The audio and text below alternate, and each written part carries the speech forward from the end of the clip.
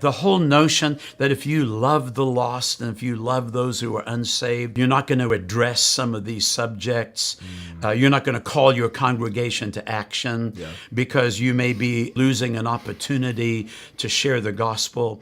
And I kind of bought into that. We were not a seeker-sensitive church, but I had just stayed away from those subjects, feeling like a lot of the political maneuvering and the issues that are dealt with in Olympia or in Washington, D.C. are above my pay grade. I don't understand them, and so stayed disengaged. Then COVID hit, and our governor doubled down on the church. He told us he was going to take Newsom's mandates and replicate them after they were brought here to Washington. He actually changed one of them. There was one on the bottom of page 4 where Newsom's mandates allowed enough people in the church, enough technicians to stream.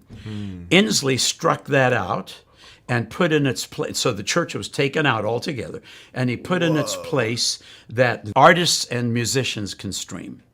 And I thought, he's coming against the church. In fact, in a Zoom board meeting, I called him a snake and got reprimanded by one of the board members for calling him a snake. Then I started watching what was happening in the country, and I'm sorry that it took me this long to wake up. While I've been preaching the gospel, trying to get people saved, trying to get them discipled into heaven, the enemy has been gradually, and maybe not so gradually, encroaching on what is my territory. When you talk about a baby's life in the womb, that's my territory. That's not the politician's territory. As a pastor, when you talk about the removal of parental rights, that's my so I'm thinking, wait a minute, I've stayed away from these subjects, and now they're bringing the battle to me. It's not me. I'm not looking for a fight. That's right. They're bringing the battle to me.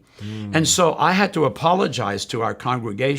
When we finally reopened, that was sort of the wake-up call for me. We launched Apologia, which is a once-a-month gathering, in addition to being much more vocal from the pulpit. Brought in people like yourself, brought in Eric Metaxas. Charlie Kirk came to talk one time, and it's just been an amazing awakening for our people, and a great gathering spot for Christians in the Pacific Northwest whose pastors are not talking about these things to come and join us. So